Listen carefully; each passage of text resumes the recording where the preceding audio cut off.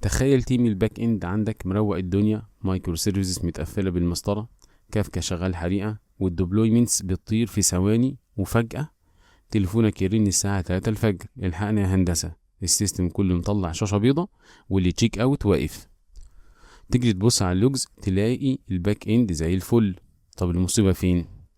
تكتشف ان مهندس فرونت اند عدل سطر كود غلط في البروفايل، ضرب البندل كلها ووقع الويب سايت بالكامل. اهلا بيكم في كبسولة سيستم ديزاين جديدة. انا مصطفى سليمان، والنهاردة احنا بنرفع الستار عن اكبر فخ في السوفت وير اركتكتشر، الفرونت اند مونوليث، الكتلة الصخرية اللي بتغرق احسن سيستم مايكرو سيرفيسز في العالم.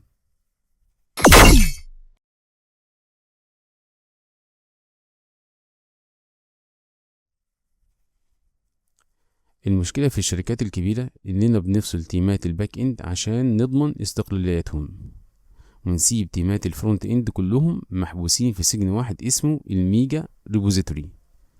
تيم المدفوعات وتيم المنتجات وتيم خدمة العملاء كلهم بيمرجوا في نفس الحتة. النتيجة ايه؟ خناقات ميرج كونفليكس تضيع ايام، وعشان تطلع بتعديل لون زرار لازم تعمل بيلد او ريديبلوي لابليكيشن حجمه 50 ميجا بايتس جافا سكريبت. هنا الاركتكت الشاطر بياخد القرار الصعب: لازم نفك القنبلة دي، لازم نروح للمايكرو فرونت اندز. يعني ايه مايكرو فرونت اندز؟ يعني البراوزر بتاع العميل بيتحول لبيئة موزعة distributed environment.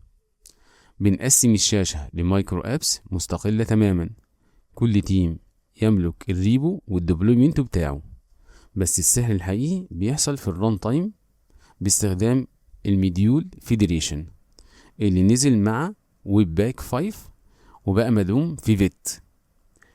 الفكرة العبقرية هنا: بيبقى عندك تطبيق رئيسي فاضي اسمه شيل، يدوب فيه النافيجيشن بار والراوتينج. اول ما المستخدم يروح لصفحة الكارت، الشيل ده بيبعت يجيب الجافا سكريبت شانك الخاص بتيم المدفوعات من السيرفر بتاعه هو. دايناميك لودينج على الطاير في البراوزر من غير ما العميل يحس بأي قفزة. بس استنى، الاركتكشر مفيهاش حلول سحرية، وكل ميزة ليها ضريبة تقيلة جدا. أكبر كابوس هيقابلك هو الديبندنسز.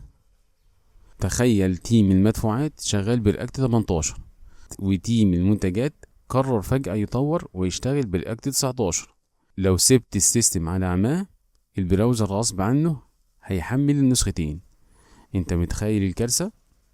الباندل سايز هيتضاعف، والميموري يوسيج هتطير، والبرفورمانس هيموت إكلينيكيا.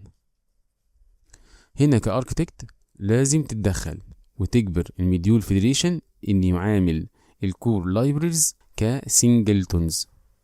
يعني بتكتب في الكونفيج ان الرياكت والرياكت دوم دول خط احمر، هي نسخة واحدة بس اللي هتعمل لها لود في البراوزر، والكل يشاركها.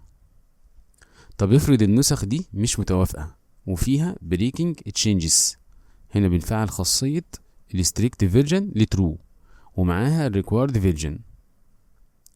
لو النسخ متوافقة سيمانتك فيرجنينج، البراوزر هيشغل اعلى نسخة للكل. ولو قفلت خالص، الموديول فيدريشن هيضرب اليرت ويشغل الفول باك عشان السيستم ما يموتش. بس ساعتها هتجبر التيمات يقعدوا مع بعض ويوحدوا الاستاك، لان الداع في البرودكشن عواقبه وخيمة.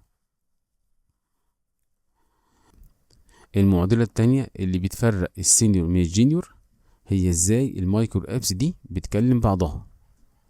اول فخ هيقع فيه المهندس قليل الخبرة انه هيروح يعمل centralized state، يعني redux store او ذا ستاند مشترك بين كل المايكرو فرونت اندز. مبروك، انت كده قتلت المايكرو فرونت اندز بايديك، ورجعت عملت تايت كابلينج بس على مستوى الستيت، واي تيم هيعدل في السكيما هيقفل الباقيين. الصح هندسيا ان التطبيقات دي تكون لوزلي كابلد، ما يعرفوش حاجة عن بعض اصلا. طب لو تيم الكارت عايز يعرف ان تيم المنتجات ضاف منتج جديد، الحل السحري ونضيف هو Custom Browser Events. بنستخدم النيتيف باب صب باترن اللي مبني جوه البراوزر نفسه. تيم المنتجات هيرمي ايفنت على الويندو اوبجكت اسمه كارت ايتم ادد، ومعاها البريلود في الديتيل، وتيم الكارت عامل اد ايفنت ليسنر مستني الاشارة دي. اول ما بتجيله بيحدث نفسه بنفسه، مفيش اي كود مشترك، مفيش اعتمادية، وكل تيم عايش في جزيرته المنعزلة بكرامته. الخلاصة الهندسية للنهاردة: المايكرو فرونت اندز مش تكنولوجيا فرونت اند، دي عقلية تنظيمية ومعمارية. ما تقربش ناحيتها وتدخل تيمك في تعقيدها إلا لو الفرونت منولس بقى هو البوتل نيك الحقيقي اللي خانق حركة البيزنس في شركتك. ما تنساش تعمل لايك لو الكبسولة دي رتبت دماغك، واشترك في القناة عشان توجه الكبسولة الجاية لدماغك فورا. السلام عليكم ورحمة الله وبركاته.